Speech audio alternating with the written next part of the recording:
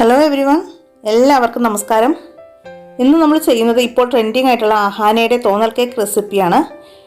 ഈ വീഡിയോ കണ്ട് ഇൻസ്പയർ ആയിട്ട് തന്നെയാണ് കേട്ടോ ഈ കേക്ക് ഉണ്ടാക്കിയത്. അപ്പോൾ നല്ല ടേസ്റ്റി ആയിട്ടുള്ള ഒരു കേക്ക് തന്നെയാണ്. അപ്പോൾ കേക്കിൻ്റെ ശരിക്കുള്ള പേര് ബൺ കേക്ക് അല്ലെങ്കിൽ സിറിൽ കേക്ക് എന്നാണ്. അപ്പോൾ നമ്മൾ എങ്ങനെയാണ് സിമ്പിളായിട്ട് നല്ല പെർഫെക്റ്റ് ആയിട്ടുള്ള ഒരു സിറിൽ കേക്ക് ഉണ്ടാക്കുന്നത് നോക്കിയാലോ. അപ്പോൾ നമുക്ക് ആദ്യം കേക്കിലേക്ക് വേണ്ടുന്ന ഡ്രൈ ഇൻഗ്രീഡിയൻസ് എല്ലാം ഒന്ന് അരിച്ചെടുക്കാം.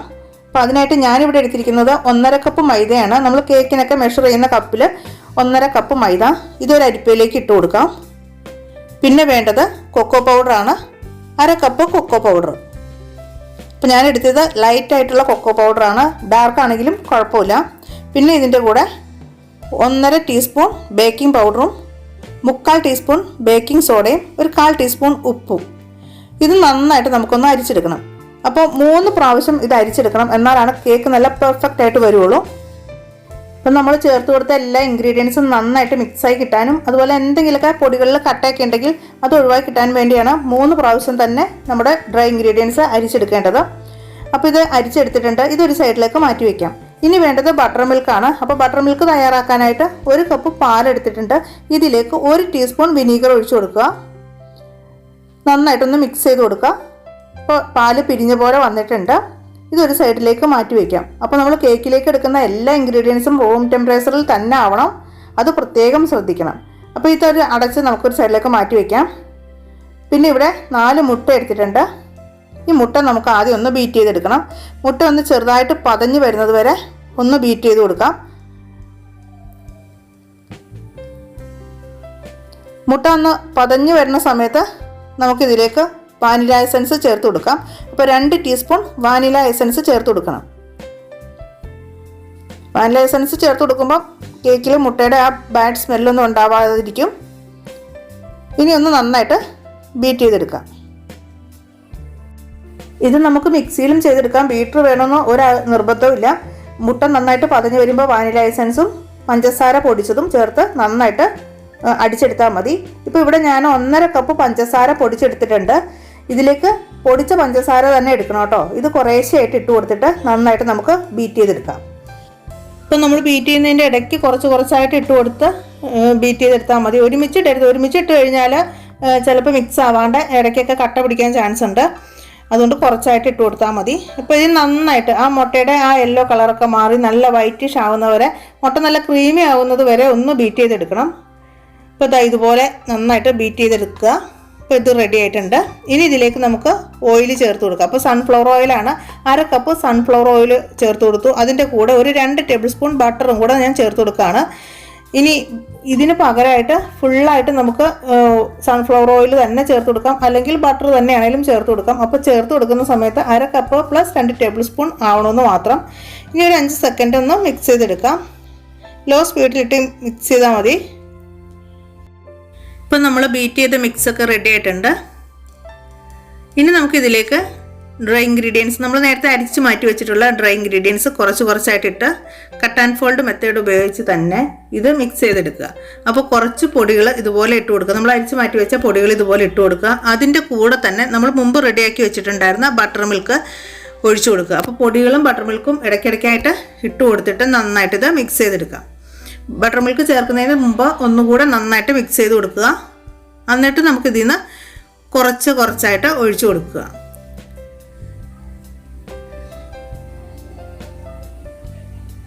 ഇനി ഇത് നന്നായിട്ട് മിക്സ് ചെയ്തെടുക്കണം. അപ്പോൾ കേക്കിന് നമ്മൾ മിക്സ് ചെയ്യുന്നത് കട്ട് ആൻഡ് ഫോൾഡ് മെത്തേഡ് ഉപയോഗിച്ചിട്ടാണ്. അതുപോലെ തന്നെ മിക്സ് ചെയ്തെടുക്കണം. അപ്പോൾ പൊടികളെല്ലാം ചേർത്ത് നന്നായിട്ട് മിക്സ് ആയതിനു ശേഷം നമുക്ക് വിസ്ക് ഉപയോഗിച്ച് ഒന്നുകൂടി ഒന്ന് മിക്സാക്കി എടുക്കാം. വിസ്ക് ഉപയോഗിച്ച് മിക്സ് ചെയ്യുമ്പോൾ ബാറ്റർ ഈസി ആയിട്ട് നമുക്ക് മിക്സ് ചെയ്തെടുക്കാൻ പറ്റും.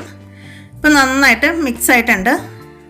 അപ്പോൾ ഇനി ഞാൻ ഇതിലേക്ക് ചേർത്ത് കൊടുക്കുന്നത് ഹെർഷസിൻ്റെ ചോക്ലേറ്റ് സിറപ്പാണ്. 1 ടേബിൾ സ്പൂൺ ചോക്ലേറ്റ് സിറപ്പ് ഇതിലേക്ക് ചേർത്ത് കൊടുക്കുന്നുണ്ട്.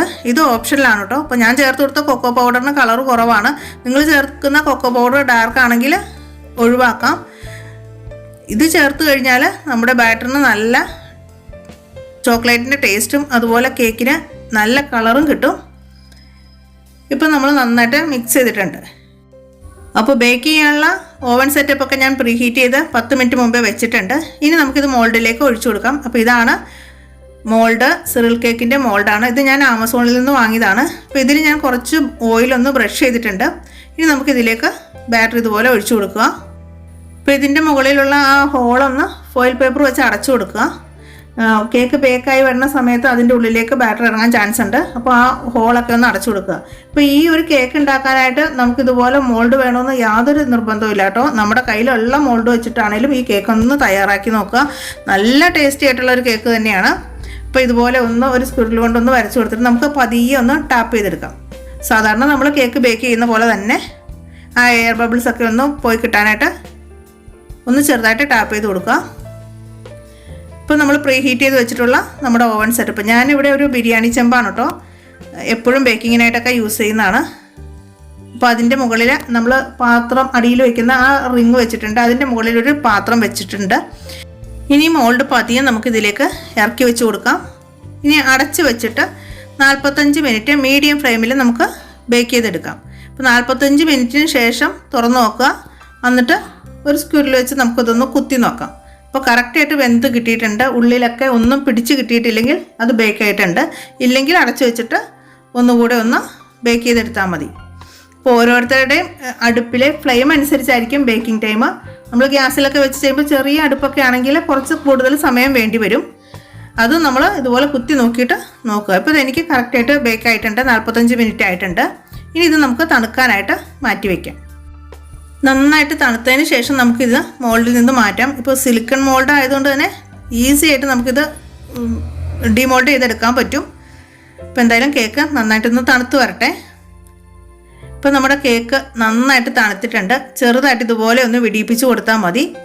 ഇപ്പോൾ ഒട്ടും തന്നെ നമ്മുടെ ബാറ്റർ മോൾഡിൽ പിടിച്ചിട്ടൊന്നുമില്ല. ഇനി ഒരു പ്ലേറ്റ് വെച്ചിട്ട് ഇതുപോലെ ഒന്ന് മറിച്ച് കൊടുക്കുക. പതിയെ എന്നിട്ട് പൊക്കിയെടുത്താൽ മതി. അപ്പോൾ ഞാൻ പറഞ്ഞ പോലെ തന്നെ സിൽക്കൺ മോൾഡ് ആയതുകൊണ്ട് നമുക്ക് ഇങ്ങനെ ഒരു കാര്യം വളരെ ഈസിയാണ്. അപ്പോൾ നമ്മുടെ കേക്ക് നല്ല പെർഫെക്റ്റ് ആയിട്ട് കിട്ടിയിട്ടുണ്ട്. ഈ ഒരു ഷേപ്പിന് പറയുന്ന പേരാണ് സിറിൽ കേക്ക് അല്ലെങ്കിൽ ബൺ കേക്ക് എന്ന്. ഇനി ഇതിൻ്റെ മുകളിൽ ഗാർണിഷിങ്ങിനായിട്ട് നമുക്ക് ഗണേഷ് ഒഴിച്ചു കൊടുക്കണം.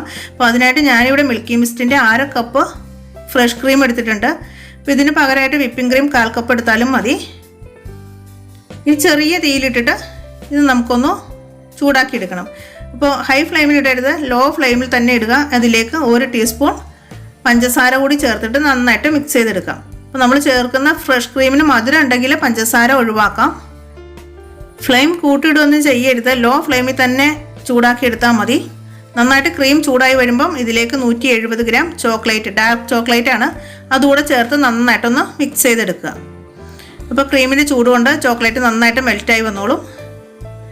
ചോക്ലേറ്റ് നന്നായിട്ടൊന്ന് മെൽറ്റായി വരുന്ന സമയത്ത് ഇതിലേക്ക് 1 ടീസ്പൂൺ ബട്ടർ കൂടെ ചേർത്ത് കൊടുക്കാം. ബട്ടറൊക്കെ ചേർത്ത് കൊടുക്കുമ്പോൾ നമ്മുടെ ഗണേഷിന് നല്ലൊരു സിൽക്കി ടെക്സ്ചർ കിട്ടും. നല്ല ടേസ്റ്റാണ് കേട്ടോ. ഇതുകൂടെ ചേർത്ത് ബട്ടർ ചേർത്ത് അപ്പോൾ തന്നെ നമുക്ക് ഗ്യാസ് ഓഫ് ചെയ്യാം. ഇനി ക്രീമിൻ്റെ ചൂട് കൊണ്ട് തന്നെ ബട്ടർ നന്നായിട്ട് മെൽറ്റായി കിട്ടിക്കോളും. അപ്പോൾ ഒഴിക്കാൻ എളുപ്പത്തിനായിട്ട് ഞാൻ ഗണേഷ് ഒരു കപ്പിലേക്ക് മാറ്റിയിട്ടുണ്ട്. ഇനി നമുക്ക് കേക്കിൻ്റെ മുകളിലായിട്ട് ഇതുപോലെ കുറച്ചായിട്ട് ഒഴിച്ചു കൊടുക്കാം. ഇപ്പം എല്ലാ ഭാഗത്തും ഒരുപോലെ ഒഴിച്ചു കൊടുക്കുക. ബാക്കി വരുന്നത് നമുക്ക് ആ നടുക്കായിട്ട് ഒഴിച്ചു കൊടുത്താൽ മതി. ഇപ്പോൾ ബാക്കിയുള്ള ഗണേഷ് മുഴുവനും ഞാൻ നടുക്ക് ഒഴിച്ചിട്ടുണ്ട്. ഇനി ഇത് നമുക്ക് ഒന്ന് ഡെക്കറേറ്റ് ചെയ്തെടുക്കാം. അപ്പോൾ ഞാനിവിടെ കുറച്ച് സ്ട്രോബെറിയും അതുപോലെ കുറച്ച് ചെറിയൊക്കെ എടുത്തിട്ടുണ്ട്. അപ്പോൾ ഇതൊക്കെ വെച്ചിട്ട് നമുക്ക് അഹാനയുടെ ആ കറക്റ്റ് തോന്നൽ കേക്കിൻ്റെ അതേ ഷേപ്പിൽ തന്നെ ഇത് ഡെക്കറേറ്റ് ചെയ്തെടുക്കാം. അപ്പോൾ വളരെ സിമ്പിളാണ്, നല്ല ടേസ്റ്റി ആയിട്ടുള്ളൊരു കേക്കാണ് കേട്ടോ. അപ്പോൾ കുട്ടികൾക്കൊക്കെ ഉണ്ടാക്കി കൊടുക്കാനാണേലും വളരെ എളുപ്പമാണ്. കുട്ടികൾക്ക് ഒരുപാട് ഇഷ്ടമാവും. അപ്പോൾ എല്ലാവരും ഇത് ട്രൈ ചെയ്ത് നോക്കുക. നിങ്ങൾക്ക് എല്ലാവർക്കും ഈ വീഡിയോ ഇഷ്ടമായെന്ന് വിചാരിക്കുന്നു. ഇഷ്ടമാകുകയാണെങ്കിൽ ഒന്ന് സപ്പോർട്ട് ചെയ്യാനും അതുപോലെ നമ്മുടെ ചാനൽ ഇതുവരെ സബ്സ്ക്രൈബ് ചെയ്തിട്ടില്ലെങ്കിൽ മടിക്കാതെ ഒന്ന് സബ്സ്ക്രൈബ് ചെയ്തേക്കണേ. ഇപ്പോൾ ഞാൻ ഈ കേക്ക് കട്ട് ചെയ്തും കൂടെ ഒന്ന് കാണിക്കാം. നല്ല സ്പോഞ്ചി ആയിട്ടുള്ള കേക്ക് തന്നെയാണ്. ഈ കേക്ക് സാധാരണ നമ്മൾ കേക്ക് സോക്ക് ചെയ്യുന്ന പോലെ സോക്ക് ചെയ്യേണ്ട ആവശ്യമൊന്നുമില്ല. അല്ലാതെ തന്നെ നല്ല സ്പോഞ്ചി ആയിട്ടുള്ള കേക്കാണ്. നല്ല ഉള്ളൊക്കെ നല്ല പെർഫെക്റ്റ് ആയിട്ട് തന്നെ വന്നിട്ടുണ്ട്. അപ്പോൾ ഉറപ്പായിട്ടും എല്ലാവരും ട്രൈ ചെയ്ത് നോക്കുക. അഭിപ്രായങ്ങളൊക്കെ അറിയിക്കാൻ മറക്കല്ലേ. അപ്പോൾ ഇന്നത്തെ വീഡിയോ നിങ്ങൾക്ക് ഇഷ്ടമായെന്ന് വിചാരിക്കുന്നു. എന്നത്തെയും പോലെ തന്നെ നല്ല അടിപൊളി വീഡിയോയിൽ വീണ്ടും കാണാം. അതുവരെയും താങ്ക്സ് ഫോർ വാച്ചിങ്. ബൈ.